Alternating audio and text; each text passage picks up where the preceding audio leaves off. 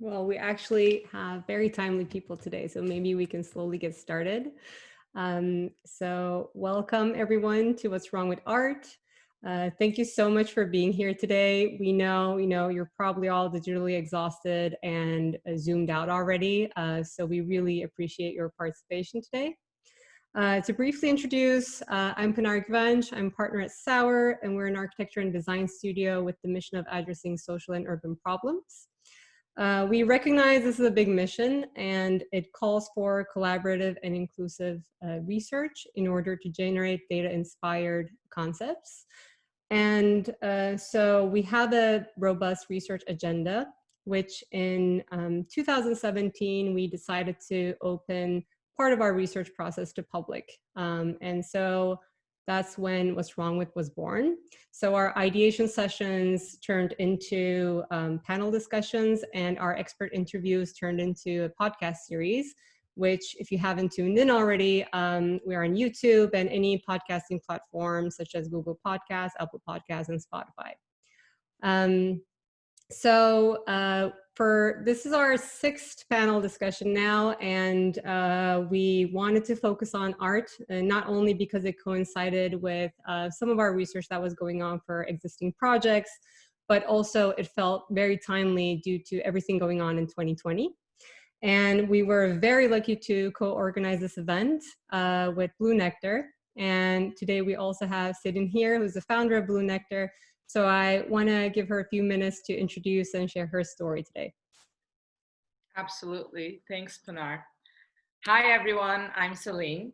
Thank you for joining us today at this very much needed and timely conversation, considering what's wrong with art is also the reflection of what's wrong with our times, our society, and its values. I'm from Turkey and have been living in the US for about a decade now. Growing up, I always found it magical to dissolve in the stories and feelings conveyed through shapes, colors, sounds, depiction, and abstraction. But why the visual log of humanity that started in the same caves glorified a certain people's path over others never made much sense. And today, it's nice to be able to voice this so confidently. However, in a world without COVID, you could still witness museums in Turkey compete over the number of retrospectives of European modern artists they outsource from acclaimed institutions, while any worthy budget is hardly ever allocated to the research and exhibitions of artists who tell the holy grail tales of the region, which, ironically enough, is the Pandora's box the West is dying to open. Also globally, art whose mission is to make essential social impact seldom gets the outreach it deserves, while news-breaking million-dollar stuffed sharks focus the attention of millions of people on privileged artists for absolutely no good reason, including aesthetics. But times are changing. Now we live in an era echoing social and ecological paradigm shifts. Underrepresented artists need more access and exposure than ever, while growing businesses as well as arts institutions must reevaluate and accentuate their value propositions for sustainable growth and accountability. Collaborations with brands and companies that are socially conscious and forward-thinking offer compelling ways for artists to navigate a crowded space saturated by content, practice their craft, and earn a living wage. And that's where Blue Nectar comes in. Blue Nectar gives digital marketing and brand strategy consulting to underrepresented artists and arts organizations, while consulting growing businesses on accountable brand positioning and expression of values by bridging them with artists and arts organizations via sustainable partnerships. In the end, the solution to what's wrong with art, just like any issue, relies on collaborative, inclusive discourse, and understanding of historical transgressions, and thought leaders who have open ears and are determined to change things for the better. That's why we're here today. So without further ado, I would like to leave the floor to Pinar, Rebecca, Damien, Joel, and Ryan. And please make sure to check out the Sauer website for the great research they've been doing, which Pinar just told you about, in line with their What's Wrong with Panel series. Welcome and thank you for joining us. Thank you, Celine. I actually miss like the round of applause that goes on in these moments. I think that's one thing we're missing out from live events, but we're really appreciative actually for this opportunity, because I guess one silver lining is that this enabled us to go international. We have 2 people joining us today from UK, and many international people attending. So I think, we'll touch upon access, but I love that part. And with that, I do want to welcome our panel, Rebecca, Damien, Joel, Ryan. Thank you so much for being here today. Welcome. please do introduce yourselves and your work, and maybe also answer like, what does art mean to you? Rebecca, you can go first. Thank you, Pinar. Everyone, so nice to meet you. Definitely curious where everyone is from. So if you want to drop it in the chat, be really curious where who we're speaking to today. But my name is Rebecca. I'm the founder of Roots Studio. And I'm currently based in Brooklyn, New York. I'm going to share my screen because as artists, we're probably a little bit more visually inclined. All right, so can everyone see my screen? Cool. All right, so I'm the founder of Roots Studio. We are a social enterprise that works with rural communities, marginalized and indigenous artists who have rich cultural traditions, and we create ways for them to digitize and license their designs into new formats. And our core theory of change is that we can reimagine cultural preservation through an angle that reclaims authorship from consent and economic authorship as well. So to give you a little bit of a sense of the type of communities we work with, most of them are rural communities that have generations of history with art forms that have become visual, whether there are tattoos or 7-foot scrolls that used to form the backdrop of village theater. These are all aspects of their local life that have become digitized. And so we work with community leaders to digitize these designs into a library that is then watermarked and viewable in our library. And all these designs, most of which are within a last generation, are then curated and filtered across different trends. So the idea is to reimagine an art form that has essentially may not be passed on into one generation into the next few generations. And on top of that, beyond something that's just aesthetic or visual, of course, all this art has a lot of rich storytelling and history behind it. And a lot of times the partners that we work with want to be able to tell a story. So we also create a way for them, if they want to tell the story, to compensate the artists and the communities through collateral such as copy and also photo and other B-roll. So what Roots Studio does is sort of this unique combination of working with cultural preservation, but looking at it from a very kind of practical angle that, hey, these are living artists who need money. So how do we bridge the two together?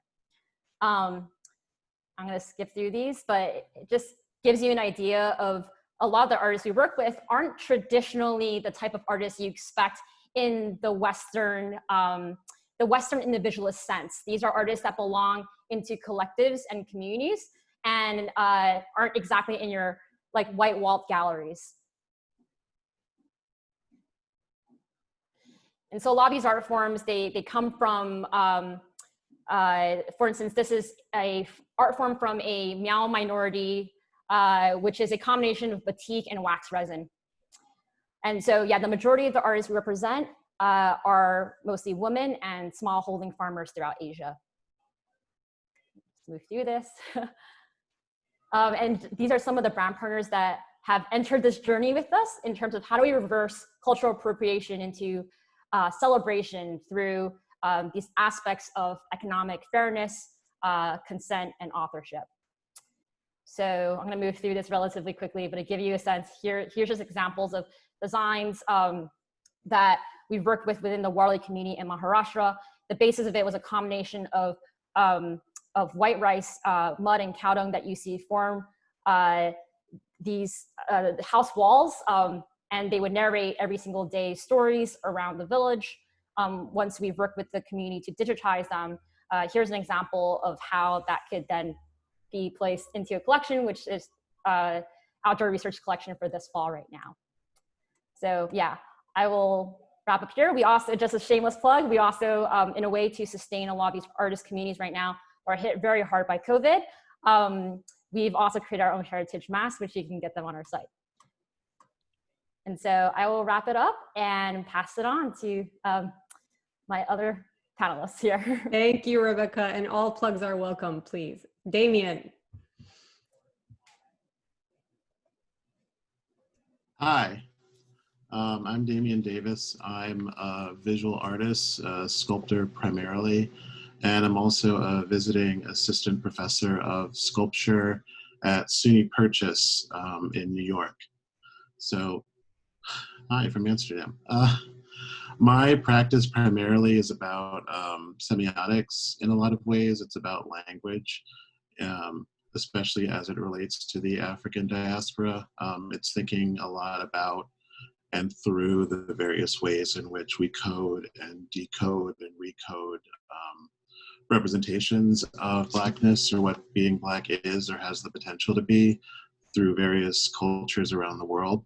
And right now that's largely accomplished through this loosely fixed lexicon of shapes that I've been developing for myself over time. I like this idea that you can take larger abstract ideas, condense them into these base iconic forms, and then stretch the limits of what they're capable of doing narratively by constantly remixing and rejuxtaposing them into new works. From a technical standpoint, I really love math, lines, vectors, and the computer. So everything that I make is essentially mediated through some form of digital production, either laser cutting, CNC milling, maybe even some 3D printing. And in a lot of ways, it's thinking about the ways in which we fetishize labor, especially artistic forms of labor, thinking about ways to reorient that, to change that, to highlight forms of labor that often aren't considered glamorous, and maybe kind of shift the conversation around or towards communities that have often been held at the margins. A little bit about my history. I have sort of maybe a slightly atypical trajectory when it comes to art. I got my BFA in studio art from NYU, and then I essentially quit making art for a decade after that. It was during those 10 years that I went and got a master's degree in visual arts administration. So my master's is in grant writing, fundraising, marketing, strategic planning, all the things that they don't teach you in art school, but are actually kind of cool skills to have as an artist. We're gonna definitely touch up on that for sure. Definitely. So it's been interesting to kind of, especially in my teaching, to see those two sides of the coin kind of merge and think about the ways in which I can help artists structure their studio practices to make them more competent, more capable, more cognizant, more aware of the things that are going around them and the various forces at play. So that's me. Great. And you do have an exhibition going on now, correct? Oh yeah, this is the part where I should be plugging stuff, right? Yes. So I have an exhibition that just opened this past Saturday at Charlie James Gallery in Los Angeles. Yeah, in Chinatown. I visited. It's an amazing exhibition. Everyone in LA, go check out Charlie James Gallery. It's wonderful. Thank you so much. It's about 59 separate works, so it's a lot of work, but I'm really proud of everything that came out, and it's a labor of love, definitely. Are we able to virtually access the exhibition as well? I don't think that there's a virtual tour yet. I just got images this morning for the show, so I will be posting those to my website later today, DamienDavisStudio.com. So be on the lookout for that. All right, perfect. Thank you, Damien. Joel. All right. Hello, everybody. My name is Joel Bergner, and I am a mural artist, and I focus on collaborating with communities. And I'm also the co-founder and CEO of an organization called Artolution. And so what we do is we have arts programs with children, with youth, with families all over the world in vulnerable communities. So we work in places like refugee camps for Syrian refugees in Jordan, which is where this picture is right there, as well as the Rohingya in Bangladesh. We work in Uganda and Colombia, in the United States, all with youth who have gone through trauma. And so the whole idea is to get people together, and you see these murals here, you can stand back and there's a big image, and that composition was created collectively and collaboratively with all of the participants. And then also when you look closely, there are many, many different details throughout the entire piece. And so each one was created by a different person, which means that there are dozens of paintings, and at the same time, it's one cohesive piece. And so that's really what interests me artistically, but also socially. I'm interested in the social impact of collaborative art making. And so what we do with Artolution is we work with local artists in all of these communities, and we build capacity so that they can then have their own program. They can take leadership over that program. This is their livelihoods. So in a place like this picture here is in the Azraq Syrian refugee camp in the deserts of Jordan. And so our lead artist is named Samir, and he fled from Syria in the war. He was actually shot 3 times trying to escape because he didn't want to join the army. And he fled with his wife and small children. And now he's been stuck in this, desert environment in this refugee camp for years. But he is leading a team of 10 artists, half men, half women, all Syrian refugees, and they're working with children in the community all year round, really impacting the lives of these kids. And to me, they're the inspiration, because they've gone through this trauma of their own, but they found it in themselves to want to give back and want to uplift their community. And so what we do with Artolution is we provide that support, we provide training, we work on funding, we work with many different organizations like UNICEF and the International Rescue Committee, we work with companies like Gucci, and the whole point is to get funding and resources to these artists so that they can really make that difference in their communities. And my background actually is, besides being an artist, being a street artist, is also as a counselor of young people who have experienced trauma. That was actually my first career, and art was kind of a side thing. And then I combined those two passions of community work and public art, and that is how I ended up on this life journey that I'm currently on. So I'll stop there and pass it on to Ryan. Any news you want to share with us? I think when everyone's fresh in the beginning of a conversation, maybe it's the best time. Yes, so we do have upcoming programs that are virtual. We have our Virtual Bridges program, and we bring together young people and artists from all over the world, India, Uganda, Brazil, to meet each other. And we always have these big events online where you can see their work. And much of it is animation and digital art and storytelling and all different types of collaborative art forms. So if you go to Artolution, so that's ARTOLUTION.org, you can keep up with our newsletter and keep up with all of our upcoming events. Cool. And I'll do a shameless plug on your behalf. I'm sure artolution.org also has a donation button or like a get involved button. So please do all of the above if you can. Well, thank you so much, Joel. And last but not least, Ryan. Thank you. Hi, everyone. My name's Ryan Stanier. I'm the founder of The Other Art Fair. The Other Art Fair I started back in 2011. So actually next year is actually going to be our 10-year anniversary. And really the whole idea for me starting the fair was, I didn't come from an arts background. I did business at university, sort of left not knowing what to do. And then I had a lot of friends that were artists, and they were trying to, it's that classic situation of an artist. They're trying to get into galleries. They're trying to get seen by curators. And I could sort of see them putting on these shows outside of London. And I sort of had this idea of sort of bringing everyone together under this sort of umbrella of an art fair, where it's not, so the reason why it's called The Other Art Fair is it's not for galleries, it's actually for the artists themselves. So the idea is that any artist from anywhere in the world can apply for a fair. We have a selection committee that go through, they select the artists, and then those artists then come and show at each of the fairs that we're running. Started 10 years ago, we've now got we're meant to be running 14 art fairs this year, which is quite a big undertaking. It's been quite a journey, as you can imagine. Last year we worked with over 1,400 artists. And the whole idea is for those artists there, sort of young, emerging, not always so young actually. A lot of them are, artists that have sort of maybe studied early on, they've gone off, had a career, then they've come back to their practice later on in life. But the whole idea is really just to give them a platform in order to actually sell their work. I'm quite proud to sort of say also just the things that are important to us, like throughout last year, working with 1,400 artists, exactly half of them were men, half were women. Also during that period, we sold over 11,000 artworks for these artists. So these are artists that don't have an exclusive arrangement with a gallery. So if we're not actually selling, helping them sell their work, then, sort of their outlets are quite limited. Something that I've also been really sort of interested in, and I think actually Damien touched upon it, is this idea that, you know, if you're, as an artist, you're leaving art school without really much sort of business knowledge or sort of understanding of how to run, because ultimately you are your own, you know, your own business at that point. So what we do is not really just rent them a booth for the 4 days of an art fair. We also work with them all year round. So we offer like mentorships.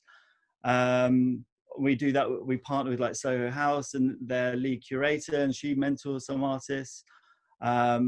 And we also have an online platform. So we partnered with Saatchi Art 4 years ago. And the whole idea is that all of our artists that we have showing at each of the fairs, they have a profile on Saatchi Art. And then it enables us to sort of continue the conversation, sell their work all year round. We also do lots of work with brands all over the world. Again, just sort of partnering artists with sort of various different briefs. Yeah, and I think that's it. Unfortunately, we haven't run any fairs this year, I have to say that as well. So in terms of events and doing live events, I mean, you're very much talking my language there. And me sitting in a room doing a talk is like literally, and I'm very happy to be here, but it's really not my natural surroundings. I'm used to being in large events. So yeah, this year's been quite impactful for us. But I'm pleased to say that off the back of it, our sort of online business has gone really well, and it's enabled us to really focus on that over the last couple of months. Sure. And that really, because when sort of COVID hit, our challenge was we have all these artists lined up to do these fairs, and, you know, how do we continue to support them during this period? So we actually created a new business called Online Studios, where all of those artists that were signed up, we sort of got them on this platform and sort of got some work sold for them over that period. And actually next year, we're looking at launching some virtual reality fairs to run alongside our actual fairs. Oh, nice. And hopefully we'll have the in-person ones too. Yeah, well, God, I hope so. I know it will come back next year. It will come back next year. So any additional news or updates in addition to those? Or we should be just on the lookout for anything about our virtual reality fairs, but I've done it now, so you heard it here first. Exclusive, yeah. That's why we do these events. All right, perfect. Well, this is already so inspiring, like all of your work, and hence the reason for you being here and us asking the questions to you. So with that, I do want to kick off our sort of like the diagnostics part of things. And I want to start off with the obvious answers, I guess, to what's wrong with art. Just because I feel like 2020 has been a live exhibition of it throughout. And so this year we have dealt and still are dealing with, I think, 2 viruses. One is, as we all know, COVID-19, which actually caused crises in many industries, including the art industry itself. And the other virus, which has terrible symptoms and actually has been in our societies and systems for hundreds of years now, has resurfaced with other symptoms, and one being death of George Floyd and the repercussions of that. So I want to start with the newer virus, I guess. So clearly, I mean, we've seen the art institutions and museums suffering throughout this global health crisis. And I'm wondering your opinion on, well, first of all, how do you think they handled it? And second of all, what do you think are the underlying reasons of most of these institutions not being able to respond to it or be resilient in such a crisis? Whoever wants to go first.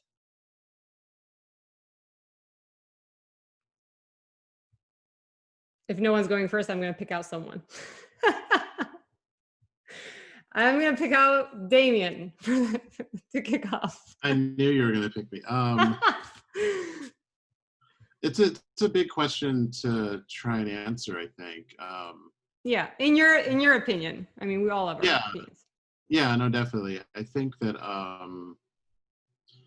you know, in a lot of ways, institutions are maybe caught sort of flat-footed in this moment because they've been conditioned to be for a very long time. You know, we talked a little bit about this in sort of our pre-conversation before, but, you know, what does it mean to demand more from from institutions that are kind of rooted in all these really problematic things from their onset. Uh, what happens when we try to demand more inclusion from, an institution whose like very structure is rooted in, imperialism or colonialism, things like that. So in terms of like dealing with the pandemic, thinking in terms of the various ways in which we can reach out to each other, a lot of these institutions don't have the kind of practice of reaching out to people in various streams as it is, especially when we think about issues of accessibility, fiscal diversity, not just like racial diversity, just, people that physically can't get to institutions to experience art, how do we deliver content to them?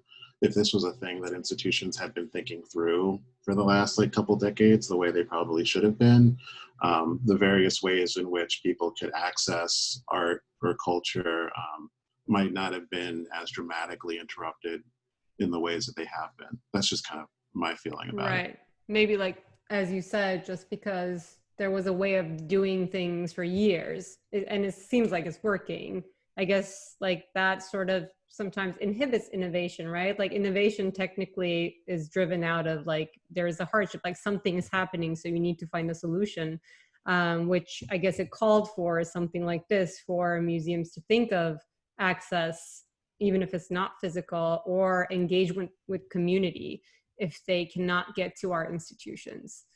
Well, it's this larger question of, who is this working for? Right.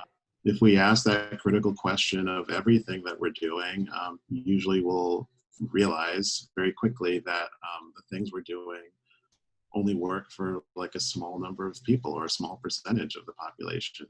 They don't necessarily work for populations, again, that are at the margins, however you define that. Right. Anyone else?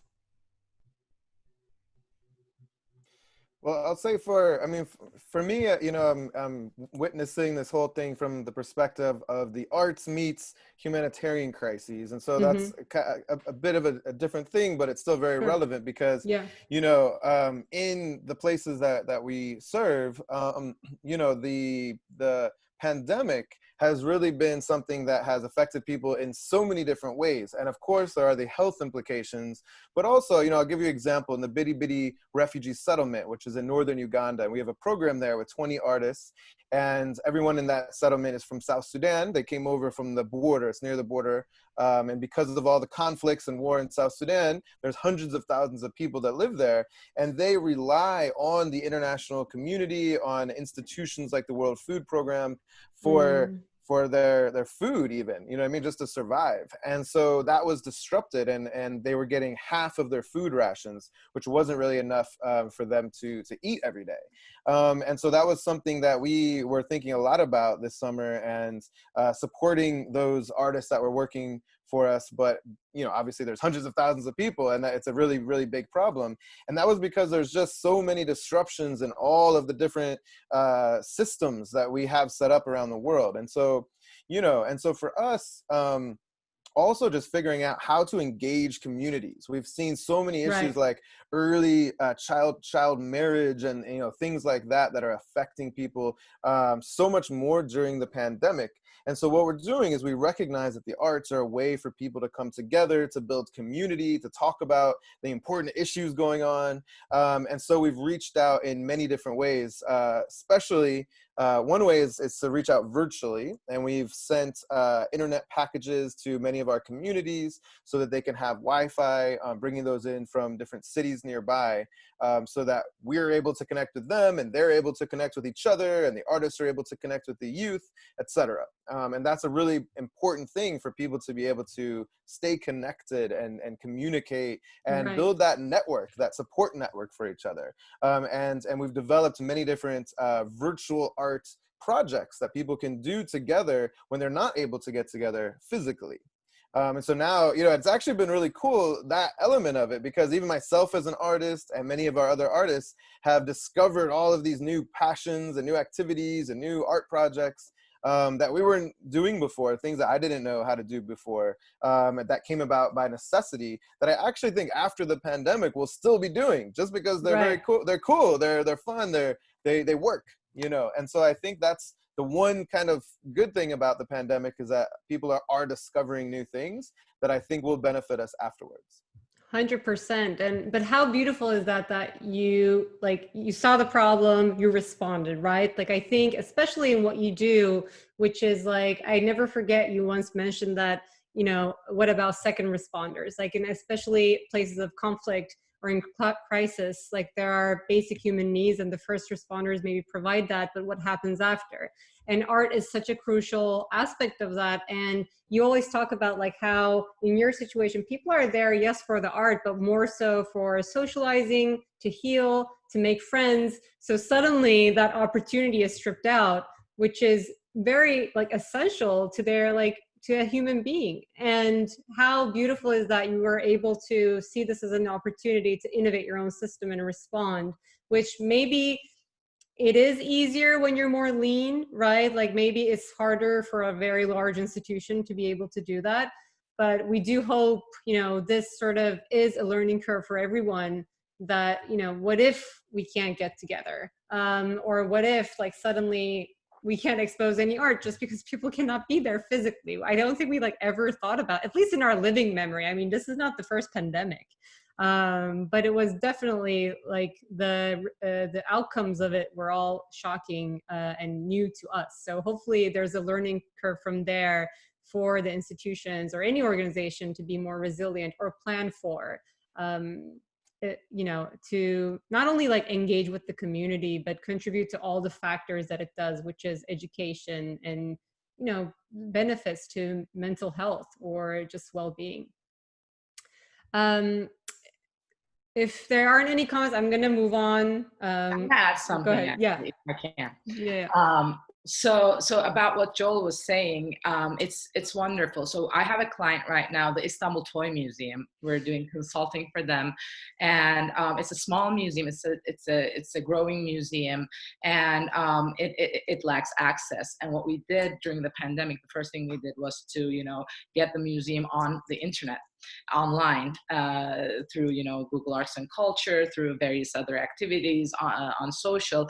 But, you know, the flip side, this is all beautiful, and we are using it as Blue Nectar in partnership with the Toy Museum. Shameless remark, we're opening our first online exhibition on October 29th on Google Arts and Culture. Go check out Istanbul Toy Museum. But the flip side of it is, I was gonna say, you end up using, from an art administrator's point of view, you end up using these channels like Google and, you know, Instagram, which belongs to Facebook. So do these define the new aesthetics, or are these the new, you know, the big museums, or how do we really, you know, navigate this as we incorporate our art, the history of our humanity, you know, to the digital realm, is another question. Maybe we can go back in the Q&A session.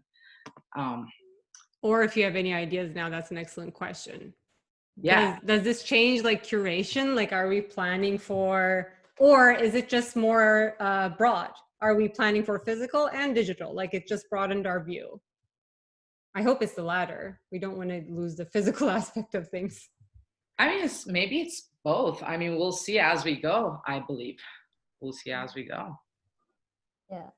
At Roots, it's pretty interesting because the artists that we work with are so different than the artists that we think about in the New York or Western individualist sense.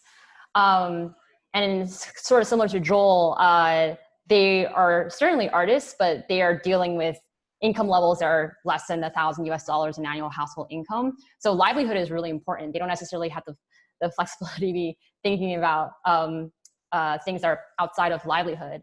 And so for us, it's pretty interesting when after about 10 years of being in Asia and working with these artists, then coming back to the States to figure out how do we actually bridge to these new markets, find a financially viable medium to do this. When I came to New York, it was really the whole sort of art world, the whole White Wall Gallery art world was so obscure and opaque as a path forward. And the more immediate thesis was, where can the art exist on mediums that aren't in exhibition? Or what if artwork was on, for instance, products? Like, so much of the artwork we saw were these different patterns that were that was like, that would look really amazing on this design, on this piece of clothing. And that was already what brands were doing. That's why we have this appropriation issue where appropriation lawsuits cost up to $12 million a year or more. So I think at Roots it's pretty interesting, because instead of thinking of the art existing within either the physical gallery space or outside the gallery space, we start to imagine, can every single product become a museum for culture, anthropology, and actual sustainable economics? So yeah, breaking out of the idea of just like physical space as a way for art to be consumed as well. Definitely. Ryan, you wanted to add something? Yeah, I was clicking my mute button. Yeah, I saw.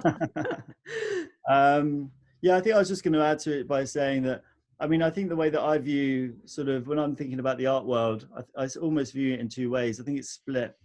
So you almost have like the sort of conventional art world, which is this sort of closed community of people, which includes probably the museums, the blue chip galleries, and probably a lot of the art publications as well.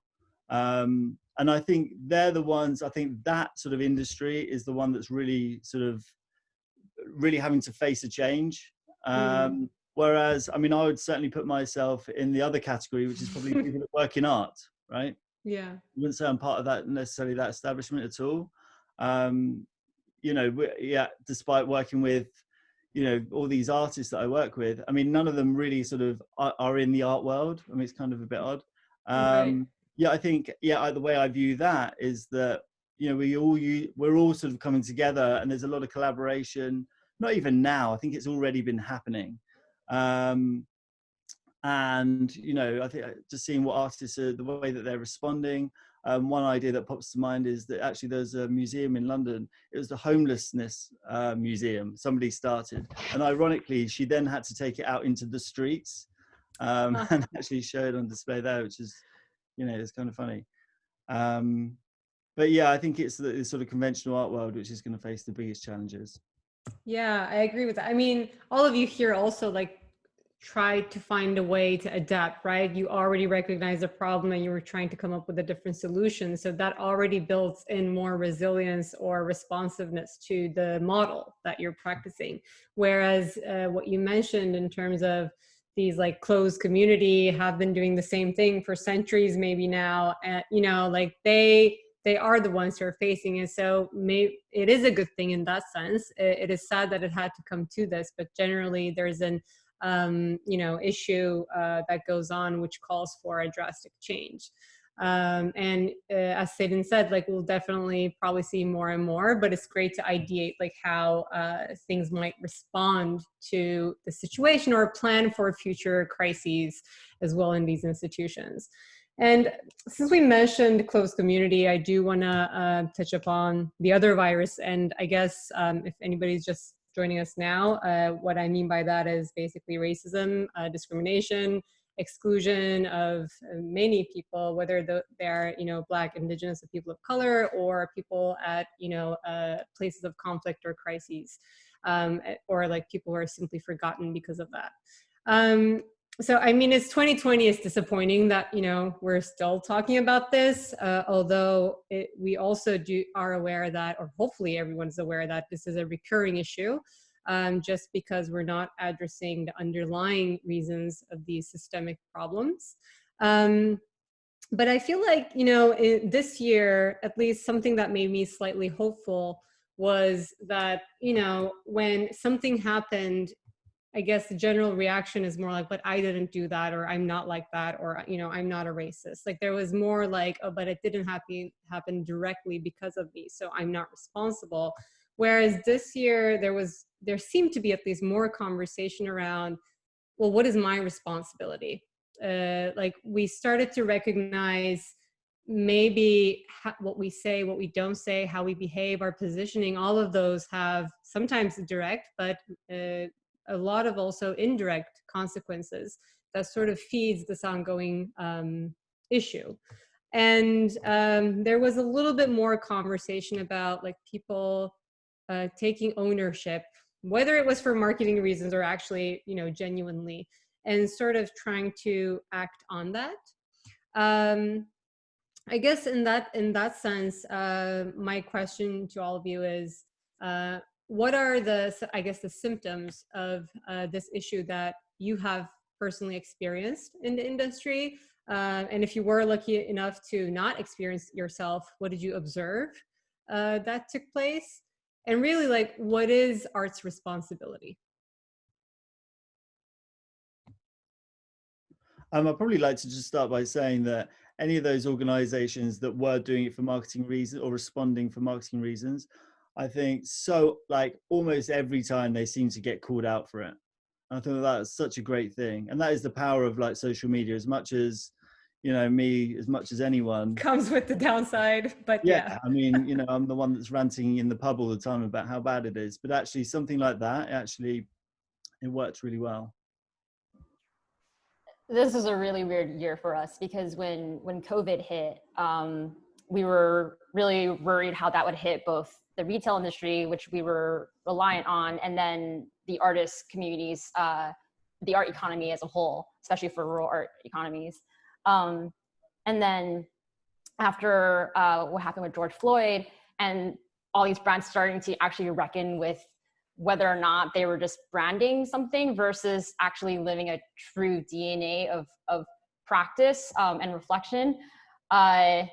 Very strangely, like Roots Studio became so relevant in the conversation to so many brands, whereas like before this year, it was like, oh, what you're doing is really cool and meaningful, but we don't know if it's going to fit into our marketing. So it's really interesting sort of like navigating that. And I think as a company, we were very much wrestling with that because we're like, well, we don't want to partner with a brand that just wants to green or gender wash just for the sake of marketing.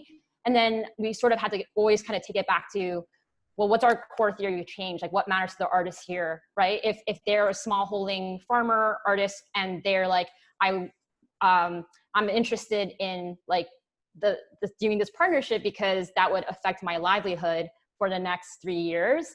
How can I be like, okay, based on my judgment of this brand, like what's going on? So I certainly have to still broker it. And I think it's interesting because this year we also have the power to be like, okay, like we've been doing this for years now.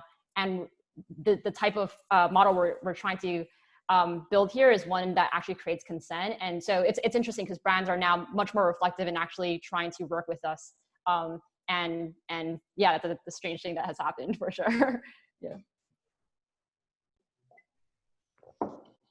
Yeah, I mean, accountability matters more than anything right now because, you know, all the examples of previous collaborations, they, you know, proved those brands and the artists who collaborated them wrong in terms of, you know, becoming sustainable, making sense, making meaning.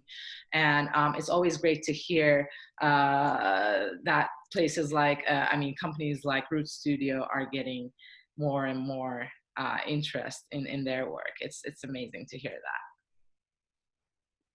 Yeah. And Damien, like someone I'm sure experienced it as an individual, right?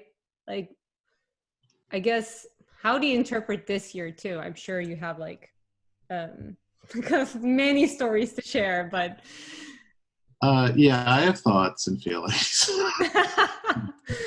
about what's going on. I think it's interesting and maybe also like deeply troubling to kind of be on the other end of that, if that makes sense.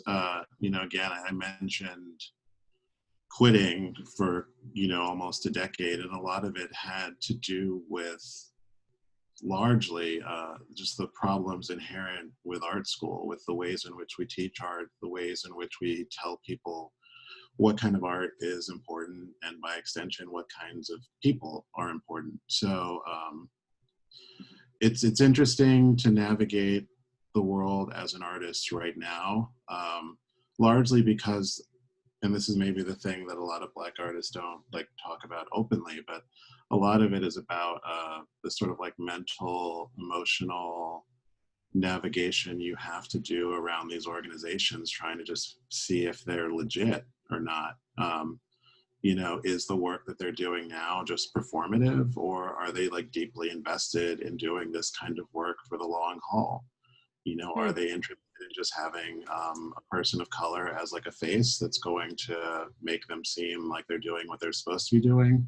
Or are they actually invested in installing people of color, marginalized people in positions of leadership, in decision-making positions? You know, is it, you know, are we actually giving people agency and power along with visibility, or is it just visibility until that is no longer needed? That's like the big Right. question mark that I find kind of floating around in my head constantly whenever it's about deciding what kind of opportunity to take on. And there has been a higher influx of opportunities coming along over the last couple of years. So it's a mindfuck. Damien, can I ask, is that mainly through galleries or is it through brands? I mean, who's approaching you now? I mean, and again, I have to preface that with like, this is not the case for everyone. So Yeah, of course. I'm really thankful to be someone who's getting asked to do things. But it is coming from a lot of different directions. I would say there's commercial interest, and then there's like institutional interest in terms of like products and brand. Like that hasn't, like, I guess that's sort of happening, but I kind of feel like in a lot of ways I have to do all this investigative work before I agree to do something. It's like, okay, am I the first Black artist you're deciding to work with? And if so, Right. like what's the story behind that? Have you worked with Black artists in the past and it just hasn't worked out previously? Like what's the story behind that? There's so much kind of energy and emotional labor put into just trying to make sure that you're not part of the problem, or you're just perpetuating the problem, or like smudging it, making it less apparent. You know, I think, and this is the thing that I am constantly telling my friends, you know, there's nothing new about anything that's going on right now. It's just that there's cameras, and it's just that people are willing to pay attention to it, acknowledge it, and have a conversation about it. So, you know, coming from a family that grew up in rural Louisiana, like my parents had to integrate their high school growing up. Like none of these stories, none of these things are new. And I think that there's this kind of like generational trauma that people have to deal with in my community in ways that I'm maybe becoming more cognizant of like how deeply that trauma affects me, because I'm being forced to like acknowledge it in new ways that I haven't had to before. So that's like the thing that's been sort of challenging, and then trying to figure out how to be an artist in the middle of all that is even more difficult. So yeah, I don't know what I'm saying. No, I actually like do understand what you're saying. We actually had an interview recently with Creative Reaction Lab, and you should check out their work. They're amazing. And Antoinette Carroll, the founder, she was talking about, you know, while we're trying to make people aware, we keep sort of like showing our wounds, right? Like we keep like digging something that is already painful for a community for like many, many years now. So what does that mean for that community? And actually, I think it's fine to be honest about like realizing some stuff just new. Like I imagine, wow, like even like on the most basic level, like when we're showing shootings for our awareness, this affects, like it has a much larger trauma for a certain community. Like you normally would have PG ratings on things, right? And then suddenly this is like on the news, and just because like we're all trying to be aware, but like, wait, what does that mean for the community? So while we're trying to educate ourselves and be aware, I guess it's important to recognize the trauma and impact on communities, to like keep digging this issue and, you know, scratching the wound, so to speak. So it's that's why I recognize what you're saying, and because you also emphasize that, and I don't think that is something that I thought about a lot before. because I was just like sort of, I don't want to say happy, but at least like seeing people that being more aware and like talking about it made me feel a bit hopeful. But while we're focusing on that, there's consequences. And I think that is important to recognize. And I only find it normal, like as a human being, it's not even being jaded, like it is totally normal to have some sort of reservation when people are approaching you because they haven't approached the community for so long, you know? And I guess to do your homework, even like the analysis of why are they approaching me, or are they being, you know, inclusive of others as well? Is it just me? Is this like a marketing gimmick? Is it a genuine approach? That's good homework for other people to come and for you to share that knowledge with everyone that you are also trying to, you know, help get visibility. Because we talked about, you know, just being the face and then sort of isolating yourself from all these issues, or are you someone who actually sort of helps elevate the community altogether and share your learning curve, right? So as painful as it is for you to maybe be like the one, you know, one of the first to sort of like do that digging, it has such tremendous value for everyone following, as long as it's shared. I guess like going back to sort of access to that information, right? Yeah, I mean, I definitely want to emphasize the importance of, you know, no matter which community you belong to, the importance of skill sharing, sharing knowledge, finding knowledge bases that are like-minded, or just really, and this is what I tell my students all the time, you know, you have to find your tribe, especially as an artist. You need to find people that value you sincerely and protect you and amplify you. And that is kind of in a lot of ways rooted in the work that I do, trying to bring this arts administration background directly to artists, you know.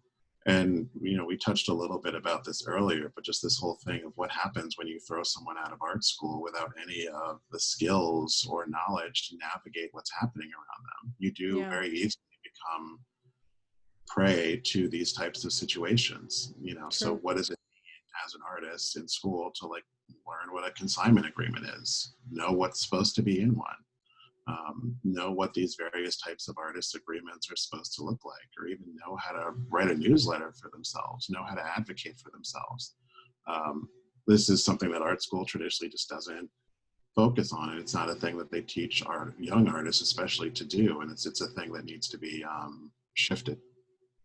100%. And I want to do like touch upon that later, but also I do want to emphasize like going back to sort of what we said about calling out the ones who are not genuine, and how sort of social media, as much as with its vices, like enabled that for people to really sort of like observe an organization or a brand or whatever, like for an ongoing basis, and kind of be like, well, they were just like pretending.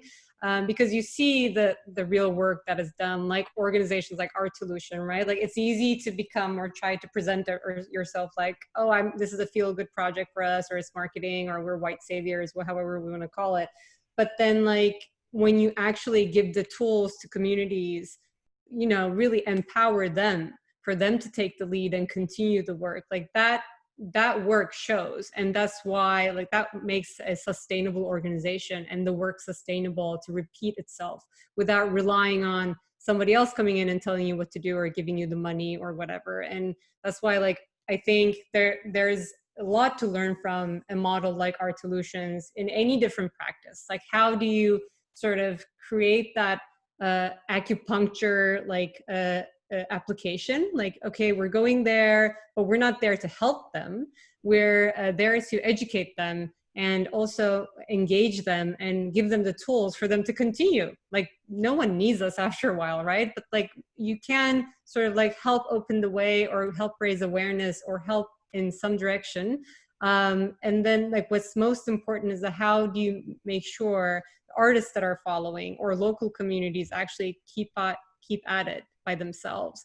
And we also need to emphasize, you know, like even if you are starting it off, like maybe, yes, you were like total discrimination until now and you decided to change your mindset genuinely. that also needs to be welcomed, right? Because we do need that change. So we say that, you know, people should not shy away from making mistakes even in the process, like even using some vocabulary that still might be offensive. I mean, at least like recognizing even like your intent really doesn't matter. You need to really listen to others and how you make them feel. Those are things that like people really should be exercising on an ongoing basis. Like we're very cautious of language just because, I mean, we're very big on inclusion, but we also see a lot of brands that, you know, they're trying, and in the meantime, maybe it's actually hurting communities while they're trying, and then they're defensive about it, which they shouldn't be. It's important to understand how you're making people feel and sort of own that and fix that, really. And that's just, you know, change and involvement that is required. And I have to be honest too, like when we were putting together this panel, we also did a reach out to artists to get their answers on what's wrong with art. And it was hard to access diverse representatives. Like and we have internet, we have social media, like finding people, reaching out to them, we firsthand experienced the lack of visibility, or not enough visibility. And we talked about, I think Ryan mentioned, in addition to the institutions, even the art publications sort of being that closed community. It is true. Like, this is not easy information that you find. In Disability Pride Month, we did an artist collaboration, and we had a hard time finding an artist with a disability to collaborate with. Like, we actually had to go through people that we know, who would know other people, who would then share like a group of people with us that we can, you know, like, but that shouldn't be an excuse for people. We need to put the work. We need to put the work to create that visibility and continue to do the work. If we're not fully, you know, inclusive in the beginning, try again, or try another way and reach out to another person. One silver lining, I guess, of COVID was people are more open to collaboration in any shape or form, because we sort of felt isolated and we just wanted contact with people. So I really do hope, you know, that sort of continues, that mindset continues and sort of reflects in the art industry in that sense too. Absolutely. And people are more honest too after COVID, because something happened that's so above all of us. I think people are coming, you know, coming down to their pure self. It's end of the perfection or whatever that is. I mean, we know. And being honest and have, you know, making these honest mistakes and having a learning curve and trying again, you know, getting up, reaching out again, saying, I'm sorry, saying I didn't mean, you know, like, tell me how to do it, educate me. These are really important things, sentences that we must be forming. Yeah. I want to quickly also touch upon what we talked about, education and skill sets. I guess that sort of, and like that ongoing engagement and equipping communities, that is sort of the key to have this as a model that would last. So, I mean, yes, you all are kind of doing your own method of doing that, but what do you think are other, I'm sure there are collaborative ways, but other ways that could help this problem to sort of address itself on its own too, and create sustainable solutions? So I'll touch on that one, and maybe this kind of connects to both of the two questions. So I think for, you know, for us, we think a lot about art in public spaces, and so I think when you're thinking about that, it's so important is to think about also who decides what is shown in public, who decides what kind of art goes up, and also who creates that art, and who decides what the imagery is going to be, what the composition is going to be, what the themes will be. And so it's so important. I'll give an example of just a very recent project that I was involved in East New York, which is in Brooklyn. And that's a community, for those who haven't heard of it, it's a community that has long been marginalized, has been excluded from many of the benefits of mainstream society in New York. And so people there, and we were working in a housing projects there and doing a public art project and murals. And so the important thing was for the participants who were residents of the community. And it was actually amazing to see, you know, grandmothers and with their grandkids and parents and people of all ages, teenagers, people who were artists, and then people who had never touched a paintbrush but had something to say. And I think that's the point, is that everyone has something to say. And the arts give this special platform to allow people to say, you know, I'm going to decide what my identity is, what my narrative is, what my story is, and I'm going to share that in my way. And I'm not going to allow that power to continue to be given to others, to society, to those who have more power, more resources, to say, this is your identity, Right. this is your narrative. And obviously, most of the time, those are negative identities and labels that are placed upon people. And so the arts provides this opportunity, if it's done in the right way, and you know, and really takes advantage of the fact that someone has that agency. And so we work a lot on that with our methodology and our approach and all of the people that are involved in every project, to make sure that people who are participating feel, yes, I do have this agency. I'm the one who has the power to decide what this art is going to be. I'm going to create it. I'm going to decide what the theme is going to be, and it's going to reflect the things that are important to my family, to my community, to my life. It's going to reflect all of those things. And so, yeah, so to me, I think that's a way to move forward and to ensure that, and not have, you know, I think removing the gatekeepers whenever possible, and having those platforms be open to people, I think is an important step in the way forward.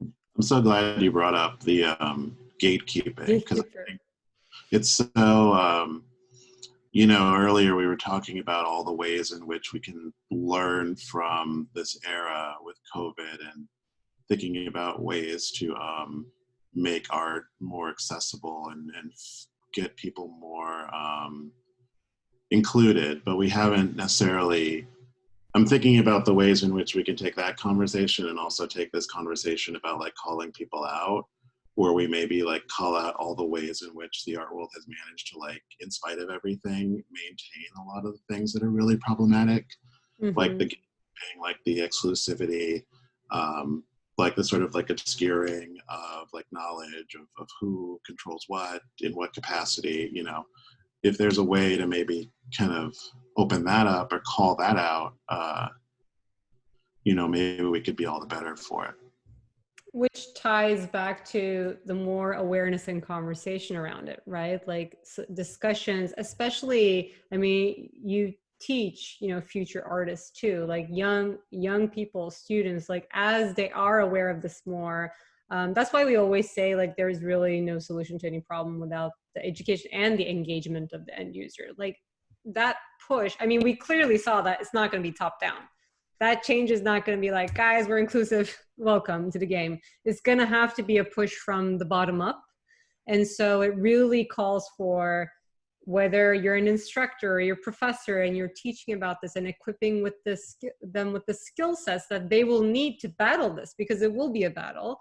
And also, if you are someone who are at a position that can have some power, you sort of either open the way, inform them about how you got there, talk about it, but talk about it in a real way. I think you touched upon that already, Damien. Like, not all Black artists always talk about this, which is true. Like, we sometimes sort of, maybe because we don't want to like resurface the things that we had to go through, or because it's not good marketing, whatever the reason, sometimes we don't share all the struggles of how we got there.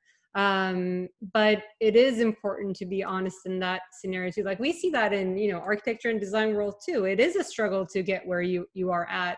And yet maybe that's not a cool like marketing story, so it's not shared often, but it's so important for young people to be exposed to those stories and to be aware early on, and really not having to go through like quitting doing art for like many years, and then after having a business degree realizing like, oh wait, I can do this by myself. So that awareness, even to realize that I'm gonna need those skill sets, I'm gonna have to educate myself in this, like that is huge. Which is why we also try to reach out to a diverse community as possible when we're having these conversations, because typically, you know, you learn from others. You learn from other industries. Like there's a lot that artists can learn from business degrees. Like Ryan was sort of like the, you know, like I'm the managing partner myself. So I'm the business part. I call myself the evil partner sometimes, but you know, like I came as that to like help out the architects and designers that I'm working with. And Ryan sort of like saw that as a, oh, like, you know, it's not just one artist and it's not necessarily a help thing that I need to do. This has to be a platform.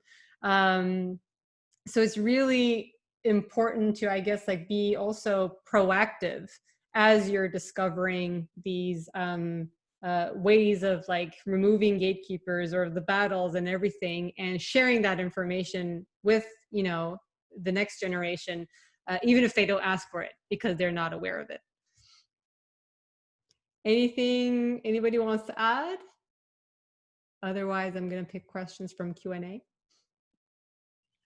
I'm going to say, circling back to education, I think, and this is going to be I think a transmission to the Q&A phase right now, but circling back to education and the museums and the fact that most, you know, artifacts in the museums are actually stored in storage units. You only see 5% of whatever's there. And with COVID, we've seen a lot of North American museums get rid of their education departments as the, you know, immediate response to COVID and its effects. And which brings me to the question: do we even need museums anymore, really? I mean, I don't know. Do we need these fancy architectured, big, you know, architect design buildings, museums? Yeah, that really, you know, don't give away for the artifacts to speak for themselves at this point in a world where we have all these wonderful big. I think this is a great question. Like, yeah, I think this is a great transition to Q&A. I mean, to me, this can be an all-day conversation, but it is a great transition to Q&A. Like, do we need? I think it was OpenBox, who was also a design firm that does great work. Like, they often talk about like, what is a library today? Like, why do people go to libraries? They not always go to read something. Some people go there and do their taxes, right? Or like they're just, you know, having some alone time. So what is a library today? So what is a museum today? Yeah. And you know, considering that its ethos is to deliver education and exhibit artworks, you know. Yeah. Is it a beautiful building? I don't know. So let's move on to Q&A. Well, Ryan has something to say about it. You're itching to talk there. You kept going. So I guess the question is, you know, what's the alternative?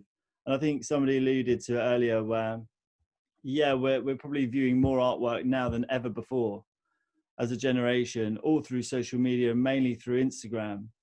But I think as long as the museums, and I think the issue is not necessarily with museums and the sort of like the building as such. I think it's actually what's in them and the decisions that are made to actually choose the artworks that are on display. That's the issue. But for me, look, I've got a 7-year-old, and I think there's nothing more inspirational than taking a kid along to a museum. I mean, it's amazing. What an incredible experience. And, you know, lucky enough to be in the UK where they're free as well. So there's a lot of things right about it.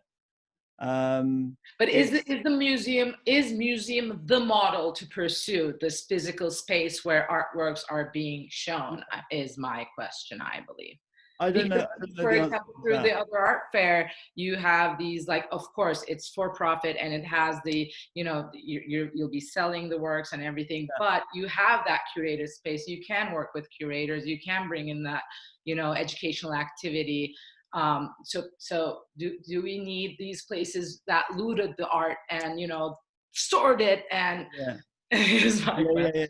maybe not. I think we definitely need physical spaces. I think the one thing we're all desperate is to get offline more, get back into that sort of connection, world of meeting people and touching people.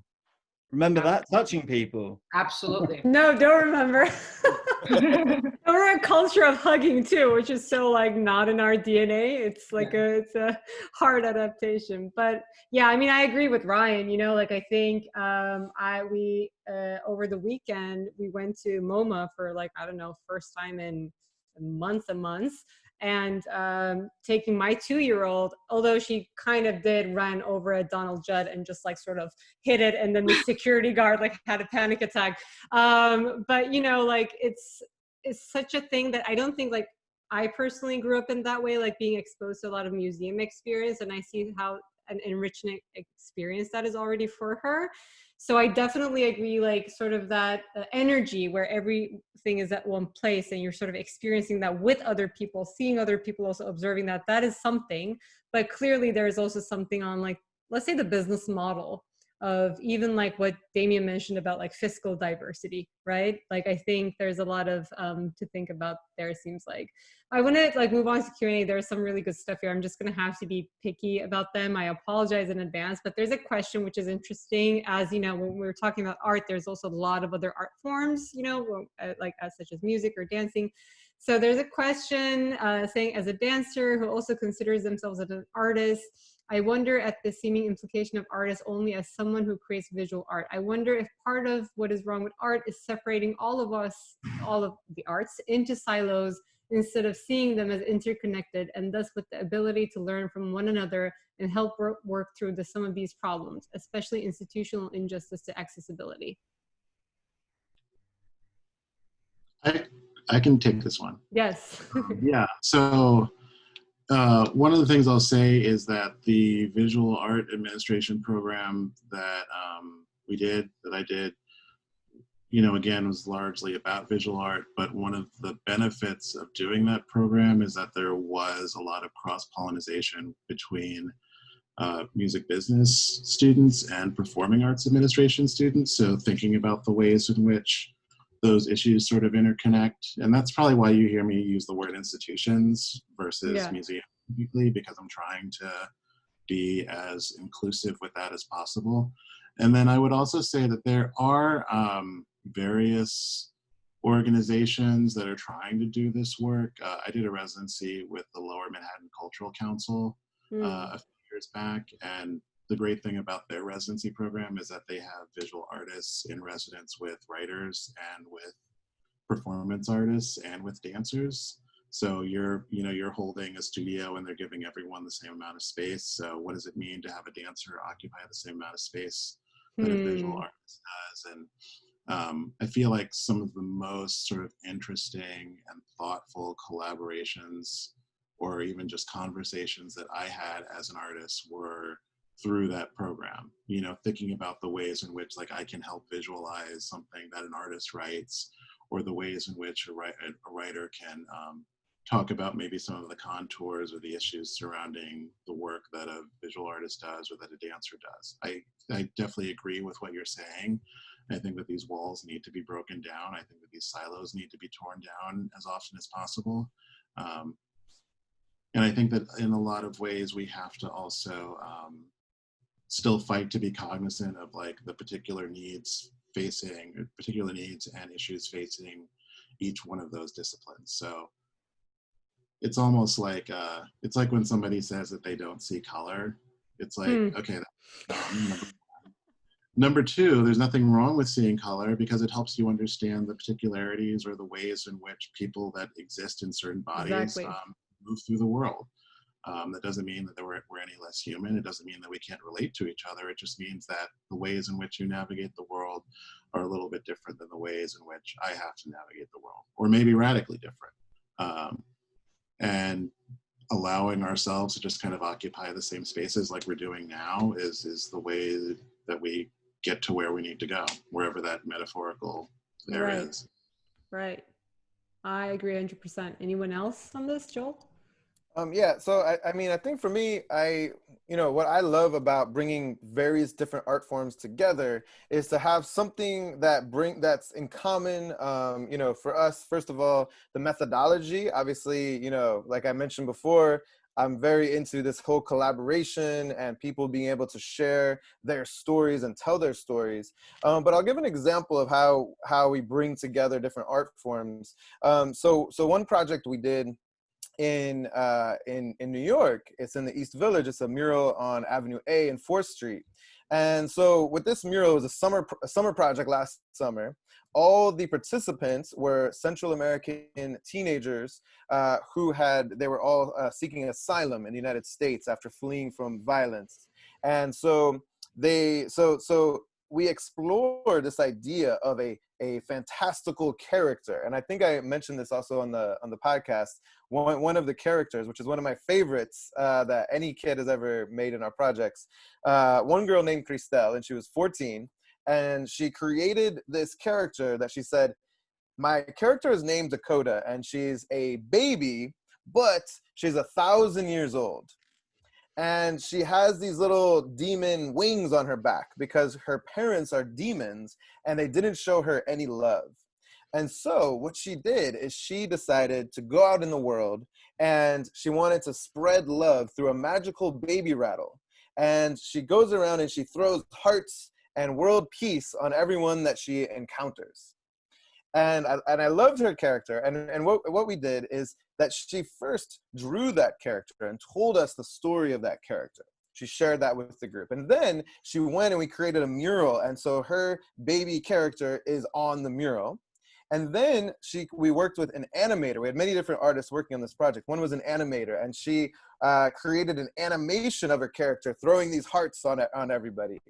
And through augmented reality, you can actually go and hold up your phone to the mural, to that character and all the other characters, and watch the animation come to life. And then lastly, we created a theatrical dance production in which all the kids created costumes and masks of their character, and then went and invented their own story to present to the entire community live right in front of the mural. And so in that way, she was able, and all the kids, they were able to explore this thing, which was a character that they created, but in all these different mediums, from painting to performance to animation. And I think that's a way that people can explore things and use many different art forms. And that really branches out to new types of creativity for each individual person. I'm so glad you shared that story because I love that story so much. And it's a beautiful example of, that question. There are so many more questions and I do want to be mindful of everyone's time, but I'm going to pick out a few. I want to pick out a very honest question here, which, for someone who's not from the industry, I think this is interesting for me. Is buying art only way to support artists? What is the best way to support artists? I would say yes, because I sell art. So, no, Damien, what do you think? Yeah, I mean, buying's great, but there's also, we should also acknowledge that there's lots of artists that don't make tangible things that can be bought and sold. So, visibility, sharing work that other artists make is hugely important. Spreading the word, figuring out other forms of support that artists need. Support can come in other forms than money. What does it mean to give an artist time? What does it mean to give an artist space? These are things that, especially if you're in one of these sort of cultural hubs like New York, London, LA, etc., those things can be at a real premium. So what does it mean to just give an artist time to be an artist? That's a huge thing. So you might have a barn in your backyard or something. What does it mean to give that barn to an artist for a month? You can really transform somebody's practice with that. Amazing. So glad you mentioned that. This made me remember, I was at a fair in Istanbul a couple of years ago and met this guy from rural Turkey. He apparently became an artist without telling his parents. And they think he is going to school, to architecture school in Istanbul, where he is signed with a gallery and he's selling his work. And he doesn't tell his parents because he's scared that, when they find out, they will say, oh my God, are you going to, be a poor kid, poor You're not person. an engineer. Not an engineer, not a doctor, you know? So, and we were talking with this person, with this artist, and I told him, you know, that I lived in LA, and you're right, Damien, from, you know, this guy who made it to Istanbul from rural Turkey, when he hears about, you know, this access point of access, it's more important than buying his work, maybe. And that is one of my stories that inspired me to establish Blue Nectar, basically. But yeah, time and consideration and respect, and yeah, there's a lot of other forms of supporting an artist. Yeah, and I want to touch upon the space. Like, there's a question, and this is interesting for me because it has an architectural angle too. And I know, like, we're like all over the board. Like, now everyone's exploring online, but you know, Joel, like, the world is his canvas, literally. But like, is there any space that you? It doesn't have to be a museum, obviously, but where would you like to perform or exhibit or interact that you didn't get an opportunity doing before?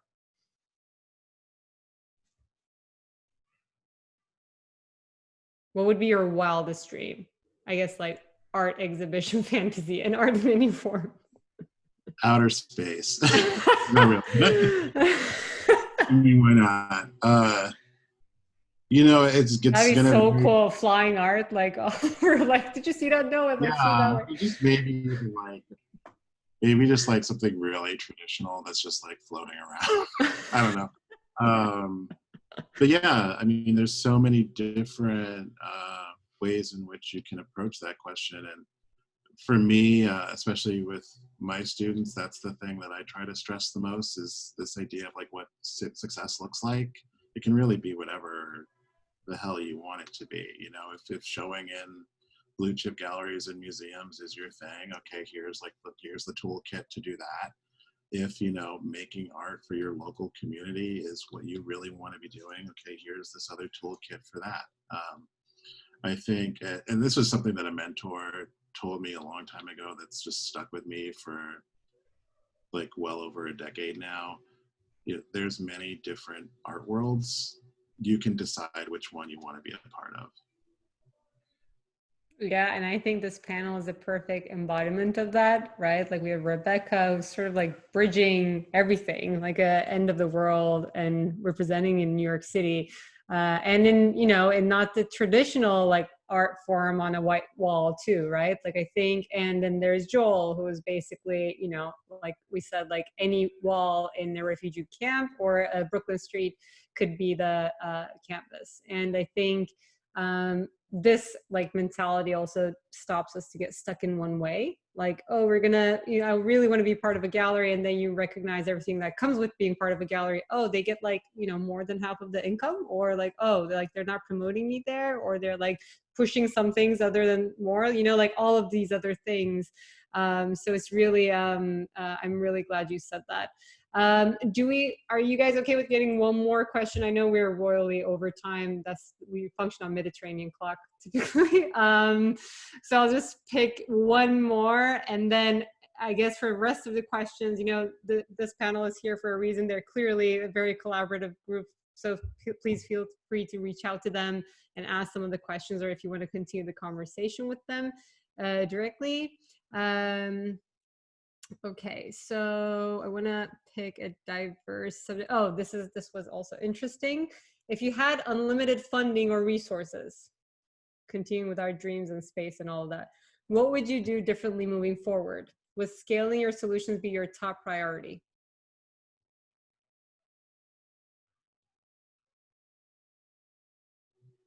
I would love to hear Rebecca answer this, because I feel like it's going to be the thing that helps the most people. Yeah, that's a really interesting question. I certainly thought about it quite a bit, because, I mean, the reason why our studio exists is to try and combine this economic theory to cultural heritage and art. And so many of the things that we work against is trying to say, how do we keep the integrity and the DNA and the voice and what the artists are trying to represent, what the community wants to represent here, but also it has to fit into the parameters of this partnership with a brand. So they'll have constraints on what can the art go on. They'll have constraints around how what can be said to some extent, and we have to balance and create those negotiations as well, right? Ultimately, to be like, okay, here's a deal that then can financially support the artists and communities.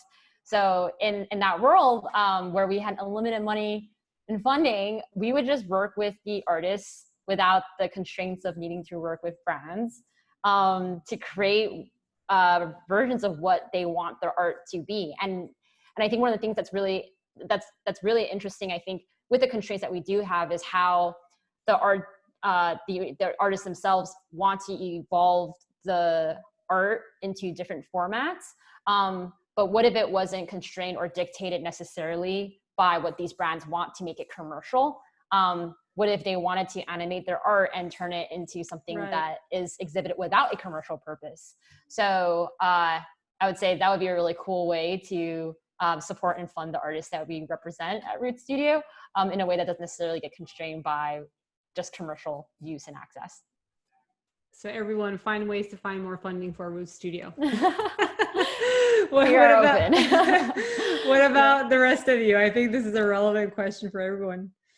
I mean, for me, I guess, what breaks my heart is all of the incredible community-based art projects and artists who are doing amazing things and they don't have any funding. And, for me, as an organization, Artolution can only do so much. We all have our limitations. We all have a certain capacity. And if you try to do too much, if you try to extend yourself too much, you will end up failing at everything. So you have to, focus on what you have the capacity to do well. And so if I had that, a bigger capacity and more funding, and, I think I would really be looking for all of those different artists who are already doing those amazing things and supporting them more. And so I'll give you an example of back in 2013, I spent a couple months in a place called Kibera, which is the largest slum community in Africa. It's in Nairobi, Kenya. And I worked with these amazing kids. I mean, they were acrobats, they did performance. Of course, we painted lots of murals. And now it's 2020 and many of them are young adults now. They were like 13, 14, now they're young adults. And some of them started a dance program for children in their community. And they, and they got all of them together and they're doing various art forms, but specifically dance is their favorite.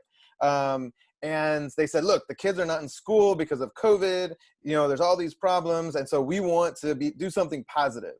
And so, I was able to help them a bit, like get a space, rent out a space for them to do it. But, I'm just, I can't, there's only so much I could do. And so when I see those situations, I'm like, I wish that we had the capacity to make this something, something even bigger than it is. They're doing an amazing thing with nothing, literally. Imagine what they could do if they had more resources. And so for me, that's my dream really, is to all those kids that are, those young people who are doing those kinds of things, to be able to support them. And maybe like also bringing more attention and awareness to those projects that you're working on, so that even if it's not your funds, maybe some other funds can be funneled through somewhere. So I guess a call out to like Netflix or whatever to do a docuseries really on like all the work that you're doing. Like, wouldn't that be fascinating to watch all those stories? Ryan. The other art fair took over the world. That's what we're going for, anyway. No. Yeah, I mean, look, of course, I don't know. It's a difficult question to answer. I guess we'll probably put more money into, so we're starting, I say we're starting it like a diversity and inclusivity program next year. It's something that we've always been working on. But the one thing that we haven't been in a position to do because of funding is to offer properly support underrepresented artists in like a complementary, in terms of like not charging for booths. So I think that's what we're doing next year. We've only got limitation to do 36 artists in a year. So if we could expand that program, I think that's what I'd put the money into. Perfect. And Damien, you're like the richest artist in the world. Oh God. Um, You buy an wonder if island I and make that a gallery. I wonder if I'd even be a real artist if I were the richest artist in the world. This thing that I always like challenge my students to think about, like the seniors, is we're constantly, when we think about being an artist or what an artist's life is supposed to look like, it's constantly either like the starving artists or like the mega successful artists. What happens if you reframe your mind around this idea of having an artistic practice that's just like self-sustaining? So like that would be the thing that I would want to do. I would love to just like have a building that like operates the way that an art school does, without like the tuition, without the gatekeeping, that also provides like professional development, where it just teaches artists like how to have a practice that's self-sufficient, that's self-sustaining, that allows you to just like keep being an artist. Because I find that's just like the hardest thing, is to just like to continue being an artist. Right. Like a hybrid academy for artists. That reminds me of the Black Mountain College, actually. Oh yeah? Yeah. Cool. Let's do that. Well, I mean, guys, I'm afraid that we have to, it has to be a wrap, but this was so great. And, I can talk to all of you like all day really. And I'm so glad we have people participating with like gazillion events going on, and with, all the time differences, and, being again on Zoom. So thank you so much for being here. Thank you everyone for joining. And I know we skipped questions, but please do continue the conversation with each other, ideate with each other, reach out to one another. Even if it's your first time, just act on something to collaborate or reach out or engage, and just start off somewhere. We want these sessions to sort of be inspiration to our work, but also we want to really encourage everyone participating to continue the conversation outside of the circle, and just, share it with others, so that the more we know and the more we discuss, the more solutions we can only derive from that. So thank you so much, everyone. Thanks for joining. And this is the virtual. Thank you, everybody. Yeah, and if you're American, don't forget to vote, please, for on all of our behalf. Already voted. Zoom should add like a voting like sticker right now that should pop up at the same moment. But yes, like good luck to everyone next week, and stay tuned. We might have a total different conversation in a few weeks. All right, thanks everybody. Thank you. Take care. Bye.